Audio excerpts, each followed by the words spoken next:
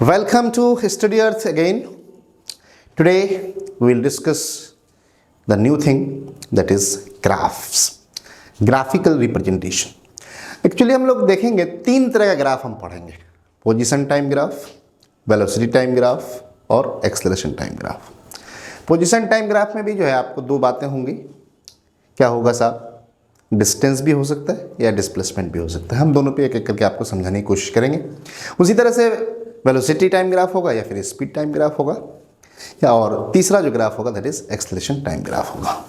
तो तीन तरह के ग्राफ को आप देखेंगे। Position time graph, position time graph, ठीक है सर। अब पोजीशन टाइम ग्राफ में दो बातें आ जाएंगी, डिस्टेंस भी आ जाएगा, डिस्टेंस होगा तो डिस्टेंस टाइम ग्राफ बोलेंगे, डिस्प्लेसमेंट होगा तो डिस्प्लेसमेंट टाइम ग्राफ बोलेंगे, ठीक है।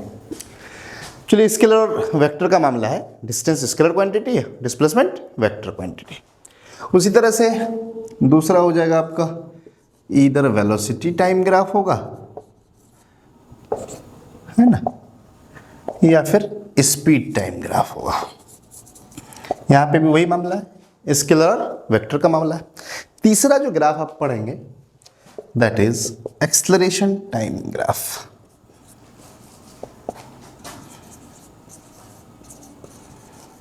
ठीक है, नाम से सब कुछ पता चल रहा है। पहला ग्राफ है पोजीशन टाइम ग्राफ, तो ये पता चल रहा है कि टाइम के साथ साथ पोजीशन दिया होगा। दूसरा है हमारे पास वेलोसिटी टाइम ग्राफ, इससे ये पता चल रहा है कि टाइम के साथ साथ वेलोसिटी गिवन होगी। या फिर टाइम स्पीड टाइम ग्राफ है तो टाइम के साथ साथ स्पीड गिवन होगा। तीसरा जो आपके पास है एक्सेलरेशन टाइम ग्राफ, इसका मतलब है टाइम के साथ साथ एक्सेलरेशन गिवन होगा।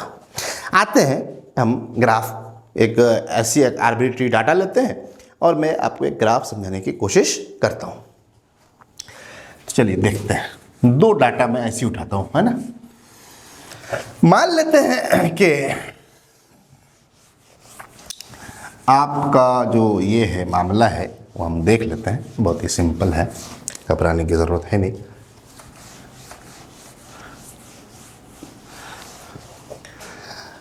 मान लेते हैं कि टाइम के साथ साथ पोजीशन दिया हुआ है।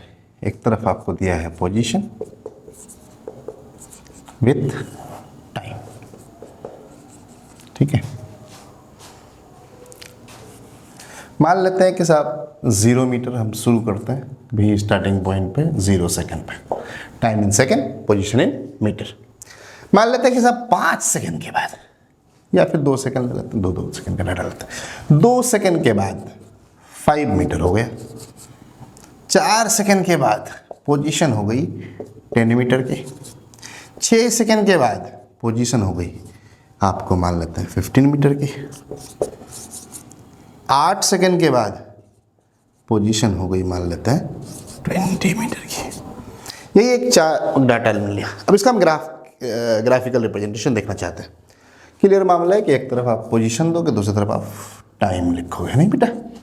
इधर आपका पोजीशन हो जाएगा, है ना, इधर आपका टाइम हो जाएगा। देखते हैं, टाइम में 2-2 का इंटरवल है तो हम भी 2-2 का इंटरवल ले लेते हैं। आपकी मर्जी है, आप 1-1 का भी ले सकते हो। 0, 2, 4, 6, 8।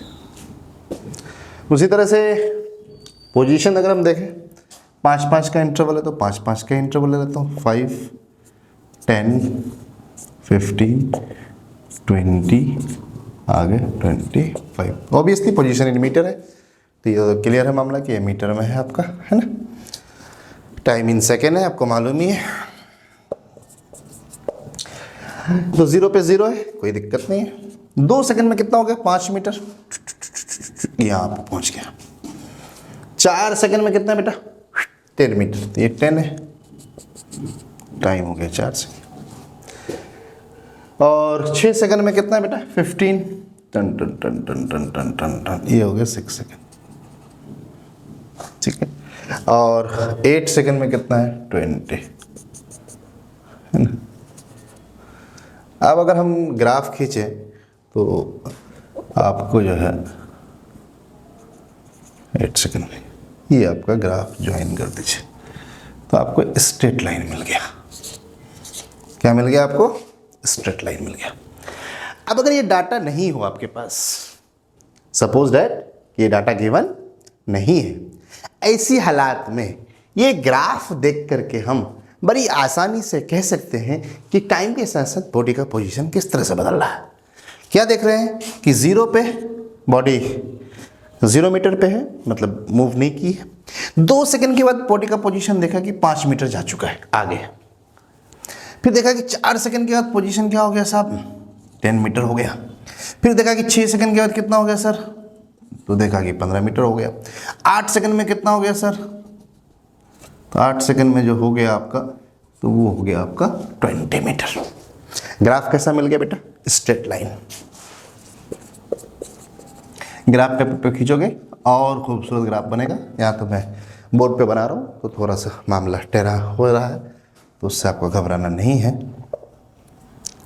ना सर? ये है आपका, है ना? तो कहने का मतलब ये हुआ कि हम ये देख पा रहे हैं स्ट्रेट लाइन है, और हम ग्राफ देख के बड़ी इजीली, बड़ी आसानी से हम ये कह पाते हैं कि 2 सेकंड के बाद कितना है? तो 5 मीटर। 4 सेकंड के बाद कितना है? 10 मीटर। 6 सेकंड के बाद कितना है? 15 मीटर। 8 सेकंड के बाद कितना है? तो 20 मीटर, है ना? और डाटा तो वही था हमारे पास। अगर डाटा गिवन ना हो, ग्राफ देख करके इजीली हम बता देंगे कि टाइम के साथ साथ बॉडी का पोजीशन क्या है। आगे बढ़ते हैं। अब अगर हम यहाँ से स्पीड निकालें कि साहब यहाँ से स्पीड कितना हो गया, तो आप यहाँ से देखने की कोशिश करें एवरेज स्पीड, तो क्या हो जाएगा बेटा? एवरेज स्पीड पहले 2 सेकंड में 5 मीटर, तो speed disposition by time 5/2 2.5 metre per second. ठीक है। फिर अगले 2 सेकंड में देखें कितना हो गया? 2 सेकंड में फिर हो गया 5, तो हो गया 5/2, फिर हो गया 2.5 मीटर पर सेकंड। फिर अगले 2 सेकंड में फिर 5, फिर 5/2 2.5 मीटर पर सेकंड। फिर अगले 2 सेकंड में 2.5 मीटर पर सेकंड। हम ये देख पा रहे थे कि बराबर टाइम पे बॉडी जो है बराबर पोजीशन चेंज हो रहा है। पहले 2 सेकंड में 5 मीटर कवर किया, तो अगले 2 सेकंड में 5 मीटर ही कवर किया, अगले 2 सेकंड में भी 5 मीटर ही कवर किया। तो इसलिए ग्राफ आपको क्या मिल गया? स्ट्रेट लाइन मिल गया। तो यहाँ से आप समझ जाना, जब भी position time graph straight line मिल जाए, क्या मिल जाए बेटा? स्ट्रेट लाइन मिल जाए।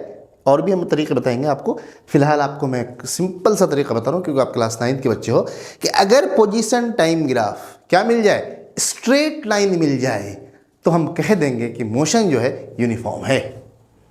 कैसा मोशन है बेटा? यूनिफॉर्म मोशन है। कैसा मोशन है? Uniform motion. और यूनिफॉर्म मोशन का मतलब क्या हो गया? स्पीड कांस्टेंट है। अगर डिस्टेंस टाइम ग्राफ है तो स्पीड हो गया, और या फिर वेलोसिटी पोजीशन डिस्प्लेसमेंट टाइम है तो वेलोसिटी हो जाएगा। तो कहने का मतलब है कि वेलोसिटी या फिर स्पीड जो होगा वो कांस्टेंट है। क्लियर है मामला? वेलोसिटी या फिर स्पीड क्या है? कांस्टेंट है। कब? जब स्ट्रेट लाइन हो जाए, तो हम बोलेंगे मोशन कैसा है? यूनिफॉर्म है। अच्छा चलिए एक दूसरा डाटा उठाते हैं आप लोग, है ना, कि अगर स्पीड कांस्टेंट ना हो तब क्या होगा?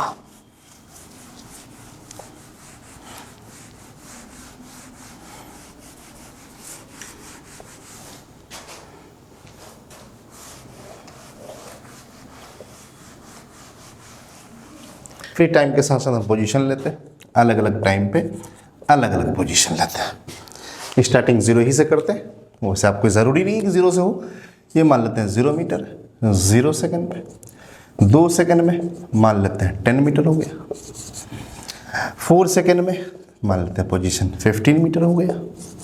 6 सेकंड में मान लेते हैं पोजीशन जो है 25 मीटर हो गया। 8 सेकंड में मान लेते हैं पोजीशन जो है 40 मीटर हो गया। अब जो ग्राफ खींचने की कोशिश करें हम, तो एक तरफ पोजीशन, दूसरी तरफ टाइम।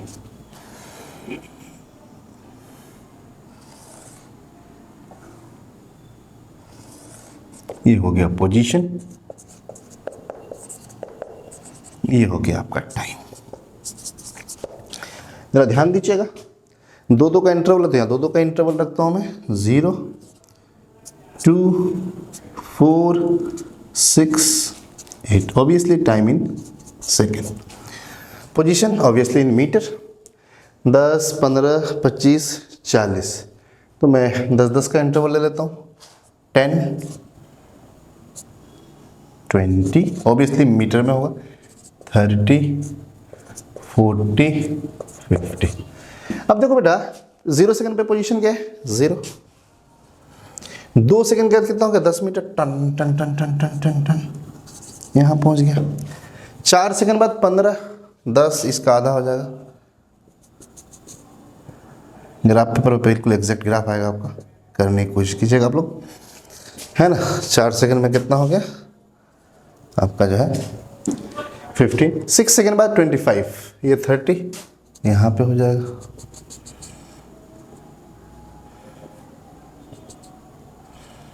ये हो गया आपका। 8 सेकंड के बाद 40, ये टाइम हो गया आपका 8 सेकंड। अब जो ग्राफ खींचेंगे, आप जब ज्वाइन कीजिएगा तो ग्राफ कुछ ऐसे जा रहा है। तो अब हम ये देख पा रहे हैं कि ग्राफ अब स्ट्रेट लाइन नहीं है। पहले ग्राफ क्या था, स्ट्रेट लाइन था। जरा सा इसको देख लेते हैं। पहले 2 सेकंड में स्पीड कितनी है, 10/2, 5 मीटर पर सेकंड, यानी 1 सेकंड में 5 मीटर, तो 2 सेकंड में 10 मीटर। अगले 2 सेकंड में क्या हो गया, 10 से 15 हो गया, यानी 5 मीटर चला, तो स्पीड कितनी हो गई, 2.5 मीटर पर सेकंड। अगले 2 सेकंड में कितना हो गया, 15, 25, 10, फिर 5 मीटर पर सेकंड। अगले 2 सेकंड में कितना हो गया, 25, 15, 7.2 मीटर पर सेकंड। अब हम ये देखते हैं, बराबर टाइम पे बराबर पोजीशन में चेंजिंग नहीं है। पहले वाले सिचुएशन में बराबर टाइम में पोजीशन बराबर चेंज हो रहा था। अब हम यहाँ क्या देख पा रहे हैं, बराबर टाइम पे पोजीशन बराबर चेंज नहीं हो रहा है, इसलिए ग्राफ कैसा मिल गया, बोलो यार, कर्व मिल गया। उस समय ग्राफ क्या मिला था, स्ट्रेट लाइन। तो ग्राफ क्या बेटा हो गया, कर्व हो गया। तो जब भी ग्राफ कर्व हो जाए पोजीशन टाइम का, तो हम बोलेंगे नॉन यूनिफॉर्म मोशन है। कैसा मोशन है बेटा, नॉन यूनिफॉर्म मोशन है, ठीक है। जब मोशन नॉन यूनिफॉर्म हो जाए तो हम बोलेंगे वेलोसिटी कांस्टेंट नहीं है।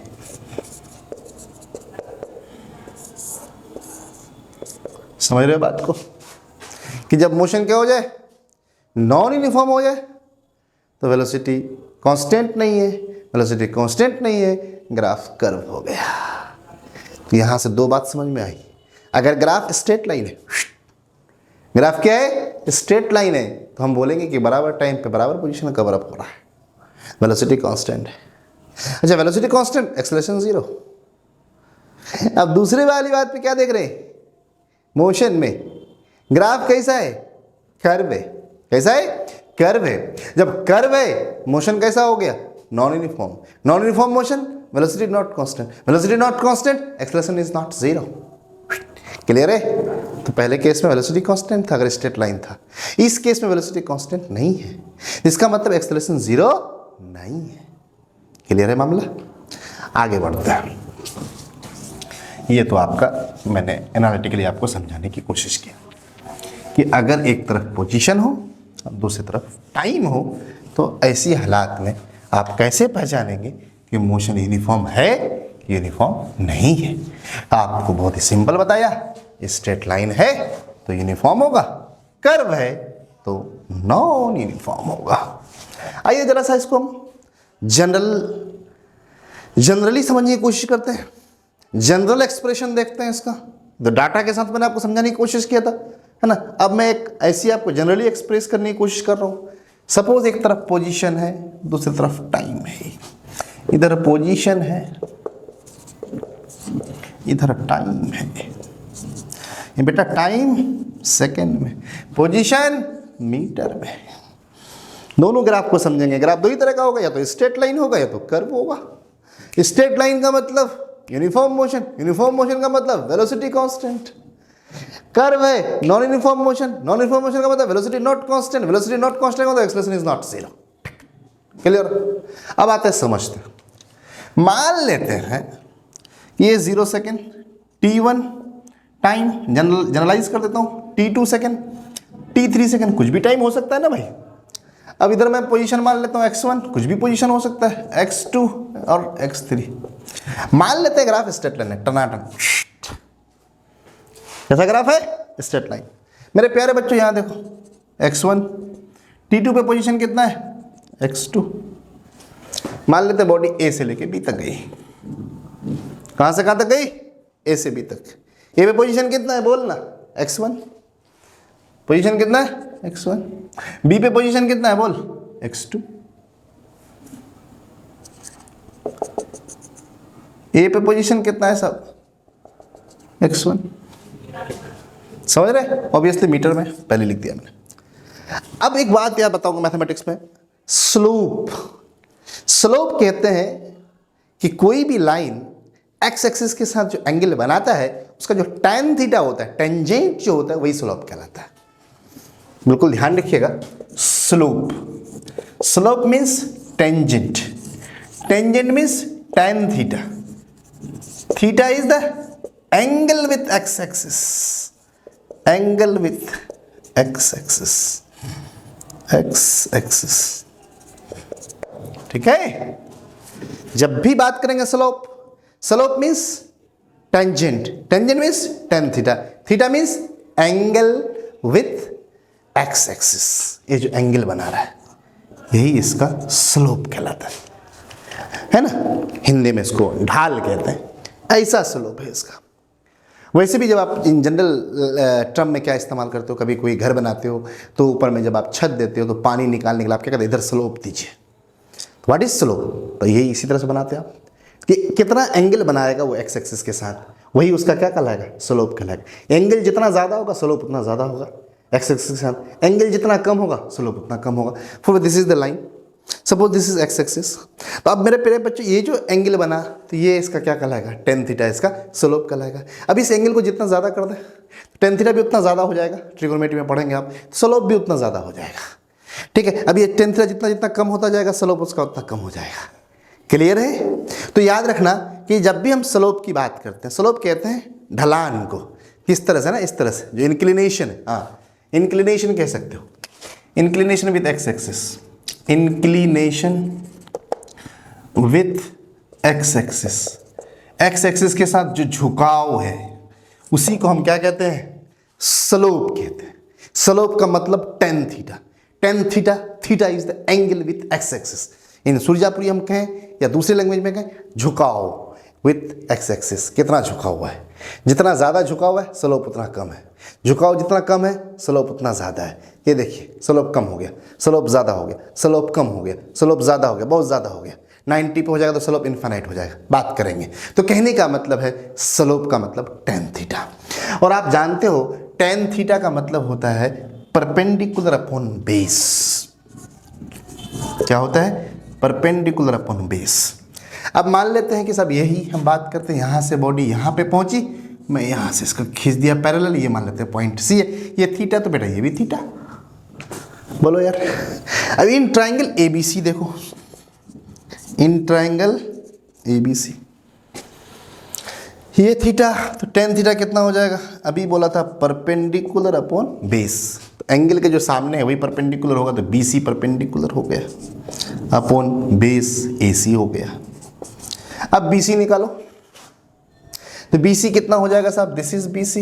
यहाँ से यहाँ तक कितना? x2, यहाँ से यहाँ तक कितना? x1। ये क्या हो गया? x2 minus x1 divided by यहाँ से यहाँ तक t2, यहाँ से यहाँ तक t1। तो क्या हो गया sir? t2 minus t1। x2 minus x1 change in position. x2 is the position eight b, x1 is the position eight a। x2 minus x1 is the change in position. Position में कितना changing आ रहा है यार, है ना? वहाँ थे वहाँ चले गए, मतलब यहाँ हूँ, यहाँ से मैं यहाँ पहुँच गया, तो यहाँ से यहाँ तक का जो डिस्टेंस कवर हुआ that is change in position. अभी हमारी पोजीशन यहाँ है, अब हम यहाँ पहुँच गए, तो यहाँ से यहाँ तक मेरा क्या हो गया? पोजीशन में चेंजिंग हो गई। तो डेल एक्स कह सकते हैं इसको। तो इसका मतलब डेल्टा एक्स, डेल मतलब चेंज, और डेल्टा टी यानी कि चेंज इन टाइम। तो change in position, change in time क्या कहलाता है बेटा? वेलोसिटी या स्पीड। ये ना बताया था, वेलोसिटी किसको कहते हैं? Change in position with time. Speed किसको कहते हैं? Change in position with time. तो पता ये चला this is nothing, this is velocity या फिर स्पीड। यहां से एक बात समझ में आ गई कि पोजीशन टाइम ग्राफ का जो स्लोप है वो क्या देने वाला है, स्पीड या वेलोसिटी देने वाली है। याद रहेगा कि the slope of position time graph, slope of position time graph, slope of PT graph, चाहे वो डिस्टेंस हो चाहे वो डिस्प्लेसमेंट हो, पोजीशन टाइम ग्राफ क्या देगा बेटा आपको, स्लोप को एम से लिखते हैं, M is tan theta, that will be give you either velocity या फिर स्पीड। तो पोजीशन टाइम ग्राफ का जो स्लोप है वो तो वेलोसिटी को देता है या फिर स्पीड को देता है। अब यहाँ जो यार ये क्या हो गया tan थीटा, यहाँ जो थीटा तो यहाँ भी वही थीटा, यहाँ पे भी वही थीटा, थीटा क्या है कांस्टेंट है कि नहीं है।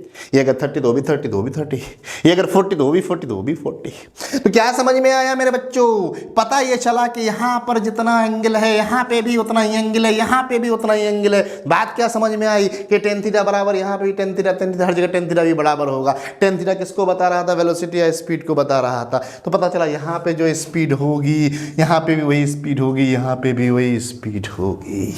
तो इन्हें कहा कि जब स्ट्रेट लाइन है तो वेलोसिटी क्या है बेटा, कांस्टेंट है।